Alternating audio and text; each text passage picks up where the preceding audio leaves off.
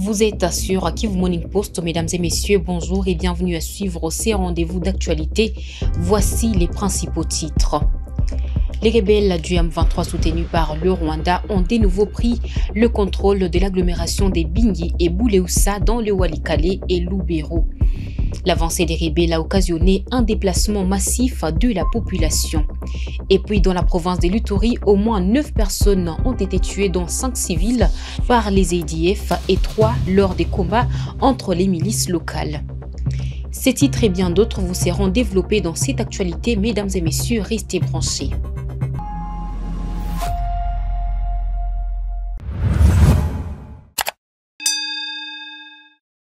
Une fois de plus, bonjour et bienvenue au détail dans cette actualité sur Kivu Morning Post. Des affrontements ont été de nouveau signalés ce mercredi 18 décembre dans les territoires de Lubero en province du Nord Kivu. Selon des sources concordantes, ces combats opposent l'armée congolaise appuyée par les Wazalendo aux rebelles du M23 soutenus par le Rwanda. Des détails avec Kivu Morning Post. Selon des sources administratives, la société civile locale, les rebelles ont pris le contrôle de l'agglomération des Bingi dans la matinée après des échanges de tirs avec le FARDC. C'est vers 8h juste, la M23 a pris le contrôle de la cité des Bingi. La population composée en majorité de femmes enceintes et enfants a fui dans la brousse et les villages environnants, a déclaré un représentant de la société civile locale des Bingi. La prise de ces villages, situés dans la chefferie des Batangi, est survenue 48 heures après la chute d'Alimbongo. Selon les habitants, des renforts de l'armée sont arrivés dans la zone pour tenter de contrer l'avancée des rebelles. La perte des Bingi représente un coup dur pour l'armée congolaise car elle coupe les ravitaillements en armes et en munitions sur cet axe stratégique lié à Limbongo. Par ailleurs, mardi, dans les territoires de Walikale, la M23 s'est emparée de l'agglomération de Bouleusa après des combats opposant les rebelles aux forces armées de la République démocratique du Congo et aux résistants Wazalendo. Nous venons d'être informés de la prise des Bouleusa par la M23. L'agglomération est tombée vers 11h juste. Ce sont les habitants qui ont fui vers le village environnant qui ont rapporté l'information. Bouleusa compte plus de 15 000 habitants, a déclaré à Kivu Morning Post Mouliro Kadogo, fonctionnaire délégué de Bouleusa. Depuis l'échec du sommet tripartite entre Félix Tshisekedi et Paul Kagame, des combats intenses se multiplient dans la province du Nord Kivu. L'armée appelle la population au calme. Pour tenter de désamorcer la crise, le chef de la diplomatie angolaise est attendu ce mercredi à Kigali. Depuis la résurgence de la rébellion du M23, la RDC accuse son voisin, le Rwanda, de soutenir les rebelles. Et puis le Rwanda doit retirer ses troupes de l'Est de la RDC, les vœux et de Johanna Borstam, représentant spécial de l'Union européenne pour la région des Grands Lacs.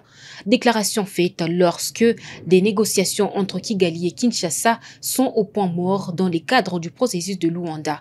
Johanna Borstam. Comme vous savez, Madame, l'Union européenne a fortement soutenu le processus de Luanda. Donc pour nous, en tant que l'Union européenne, c'était extrêmement important que tous les leaders et tous les gouvernements dans la région restent engagés dans ce processus. Je crois que les peuples dans la région et surtout les peuples dans l'Est de la République démocratique du Congo qui ont souffert tant et continuent de souffrir. Ils méritent mieux, ils méritent un engagement plus sincère de tous les chefs de gouvernement, de tous les chefs d'État. Et j'ai aussi partagé avec Monsieur le Président le fait que l'Union européenne a été très très clair qu'il faut que le Rwanda retire ses troupes de l'Est de la République démocratique du Congo et qu'il faut aussi que le Rwanda coupe le soutien pour le mouvement M23 et ajouter à cela, il faut aussi que le gouvernement congolais cesse la coopération avec les FDLR et démantèle les FDLR.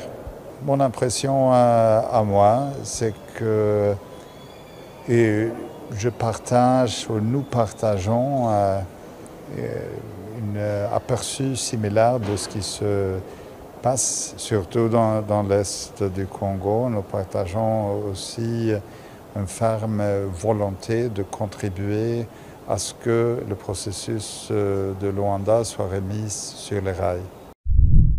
Le M23 ont utilisé plusieurs drones kamikazes qui ont percé les lignes de défense des FARDC. La déclaration est de Muhindo Nzangi, ministre du Développement rural, hier dans une conférence de presse soulignant que cette situation a occasionné un repli des militaires.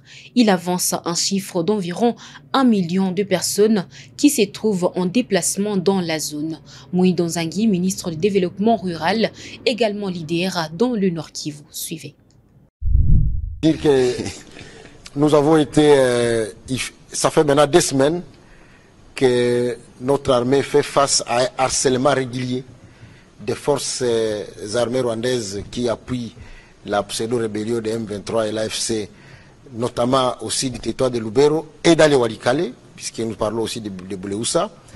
Je voudrais bien dire que notre armée, dans son respect légendaire des engagements internationaux, est restée sur la défensive et ne voulait pas compromettre la rencontre qui allait avoir lieu à Luanda, mais que les premiers jours de provocation du M23, le M23 a réussi une correction exemplaire, puisque les FARDC avec les Ouazalendo ont réussi à prendre Kasségué, ont réussi à prendre Matembe et ainsi de suite.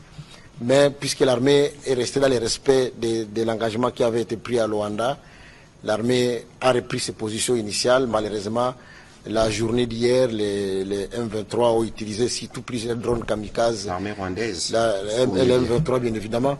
Ils ont utilisé plusieurs drones kamikazes qui ont percé derrière de nos lignes, et nos militaires ont fait des replis jusque dans les environs de Kitsumbiro. Je voudrais donc profiter de ce moment pour demander à la population de continuer à nous faire confiance et donner notre message de compassion, puisque nous avons aux environs de 1 million de personnes, puisque c'est la zone la plus peuplée du pays. Hein. Nous avons aux environs de 1 million de personnes qui, à ce moment ici, sont en errance, à partir de Bikara, à partir de Kitsumbiro et de partout ailleurs.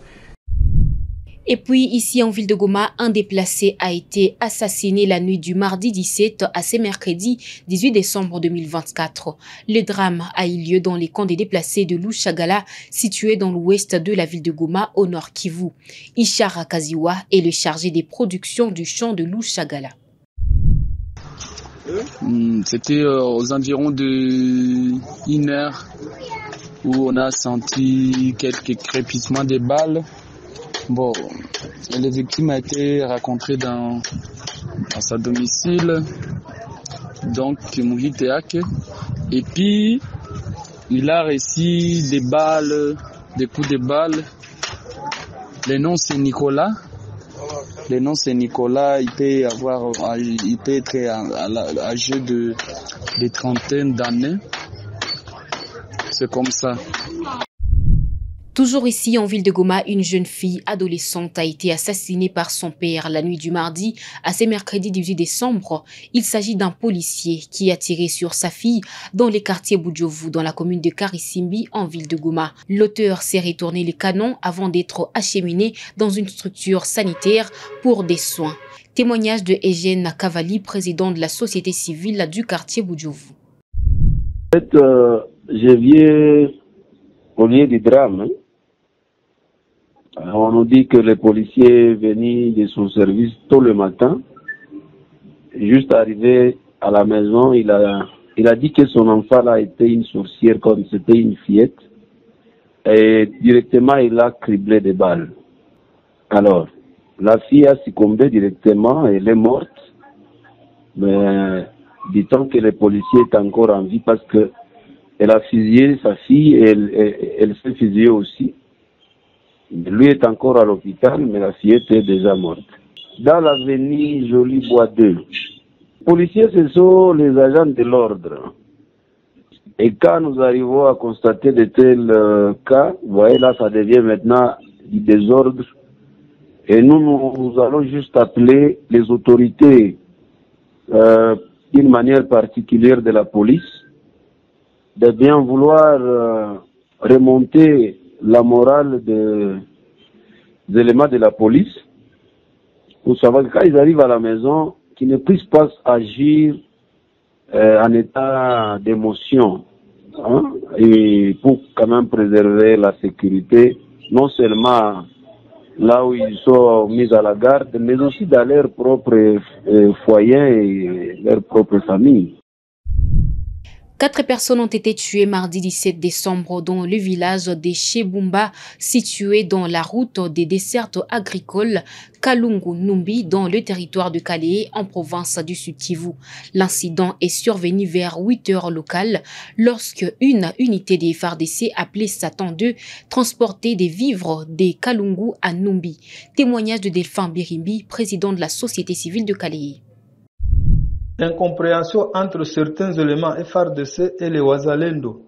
La journée du 17 décembre 2024 sur la route des dessertes agricoles Kalungu-Numbi, qui ont été à la base des échanges de tirs entre les deux parties, ont eu comme conséquence un élément Muzalendo tué par balle par un élément FARDC à Mikondo, une femme tuée par balle par un élément FARDC à Chebumba, 2 éléments FARDC tués par balle par des Wazalendo qui sont venus se venger contre la mort de la femme et de leurs collègues, 2 blessés dont un civil et un militaire.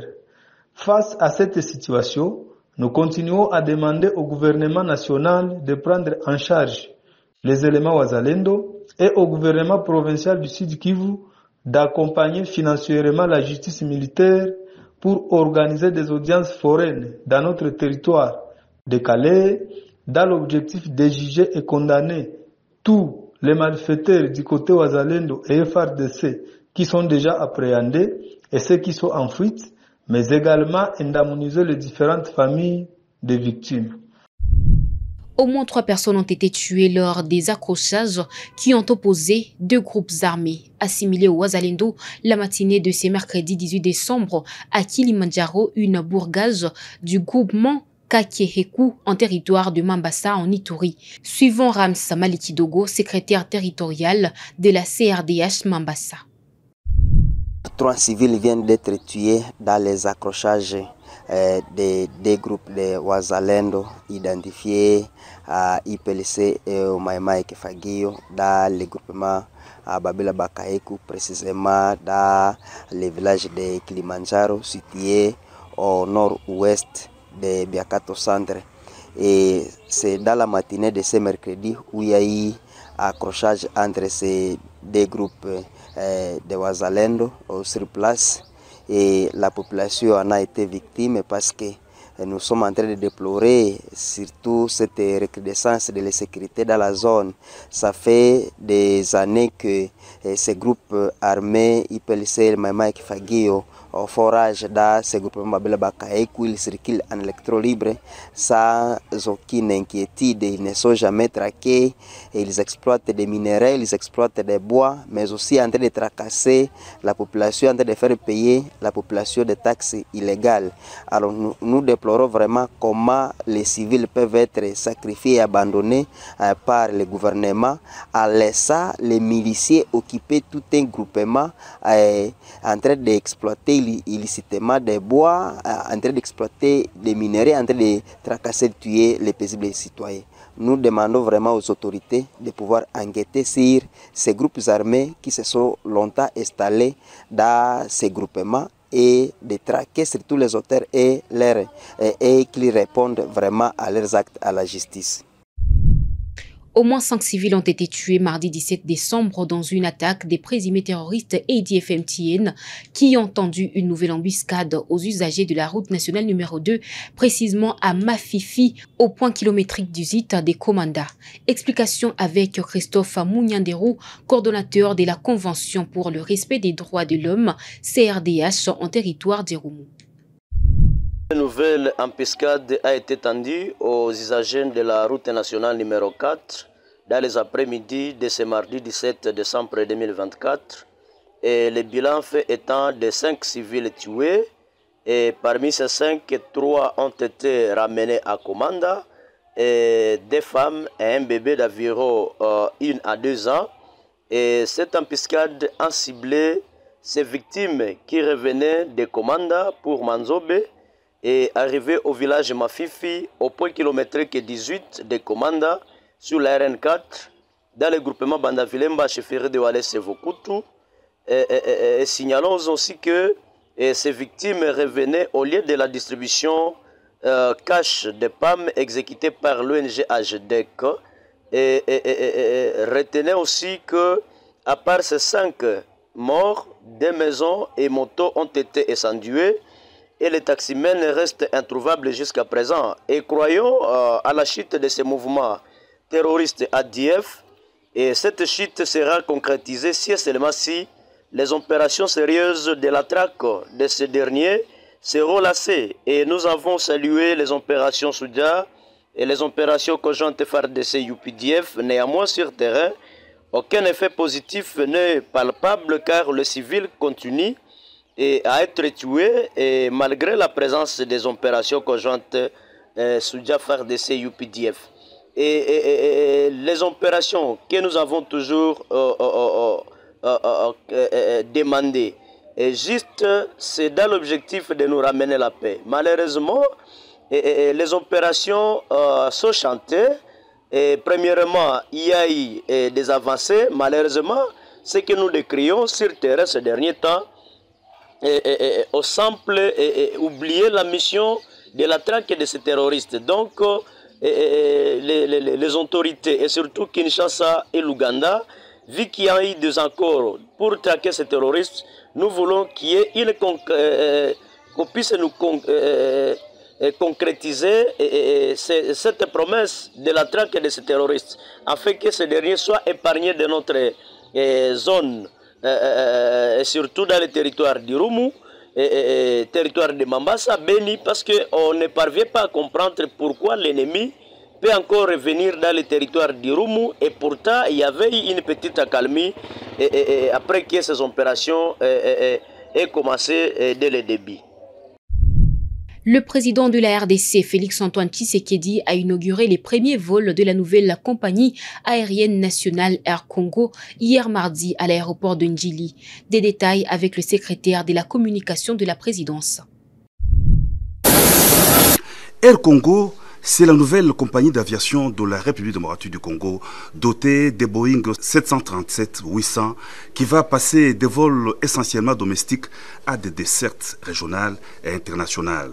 La cérémonie d'inauguration officielle du vol d'Air Congo, ce mardi 17 décembre 2024, a été rehaussée de la présence du président de la République Félix-Antoine Tshisekedi Tshilombo à l'aéroport international de Ndjili, où l'on a noté la présence de la première ministre Judith Suminwa et de quelques membres du gouvernement, en l'occurrence le vice-premier ministre, ministre des Transports Jean-Pierre Bemba et le ministre du portefeuille Jean-Lucien Boussa. La nouvelle compagnie nationale Air Congo est le fruit d'un partenariat avec Ethiopian Airlines, avec toutes les ambitions d'offrir aux passagers une expérience de voyage de haute qualité avec des équipements modernes et des services personnalisés. Le ministre Jean-Lucien Boussa a salué l'avènement d'une nouvelle entreprise du portefeuille de l'État avant de circonscrire le partenariat Air Congo Ethiopian Airlines, dont la RDC est à capitaux majoritaire. Excellence, Monsieur le Président de la République, chef de l'État, je me dois de reconnaître en fait compte que c'est grâce à votre détermination d'offrir au peuple congolais le mieux-être qu'aujourd'hui, nous venons de franchir une nouvelle étape dans le processus de mise en œuvre effectif de la société Air Congo SA. Il en reste d'autres à franchir. Entre autres, faire bénéficier à cette entreprise du portefeuille de l'État des incitations fiscales nécessaires à la réussite de son démarrage et lui permettre d'accroître sa flotte pour disposer en juin 2025 de 6 avions. Le vice-premier ministre Jean-Pierre Bemba a parlé de la concrétisation d'un projet d'envergure sous le leadership du président Félix-Antoine Tshisekedi Tshilombo. C'est avec un grand enthousiasme et honneur que je m'adresse à vous aujourd'hui pour évoquer un projet d'une envergure exceptionnelle, la renaissance d'Air Congo, fruit d'un partenariat stratégique entre la République démocratique du Congo et Ethiopian Airlines. Bien que cet accord ait été conclu en 2022, des turbulences ont quelque peu contrarié sa mise en œuvre. Cependant, il faut souligner que c'est lors de notre retour en septembre de la Chine dernier que les instructions claires et déterminées de son Excellence, M. Félix-Antoine Tshisekedi Tshilombo, président de la République, et sous la direction de son Excellence, la Première ministre, nous avons été encouragés et instruits à réactiver ce dossier. Cette initiative audacieuse vise à faire d'Air Congo un véritable fleuron du ciel, tant au niveau national qu'international. Pour le vice-premier ministre, ministre des Transports, l'événement de ce jour constitue un nouveau souffle dans les secteurs aériens de la RDC. Air Congo va offrir un service aérien de qualité, soutenir le développement économique de la RDC et contribuer à la connectivité du pays avec le reste du monde, en commençant par l'Afrique. Le numéro 1 du ministère des Transports a invité le président de la République a procédé à l'inauguration officielle du vol passager d'Air Congo. À bord du Boeing 737-800, le chef de l'État a communié avec le passager à destination de Lubumbashi. En compagnie de la Première ministre, le chef de l'État a aussi visité le deuxième avion. Air Congo va accroître sa flotte aérienne avec 6 aéronefs modernes en 2025.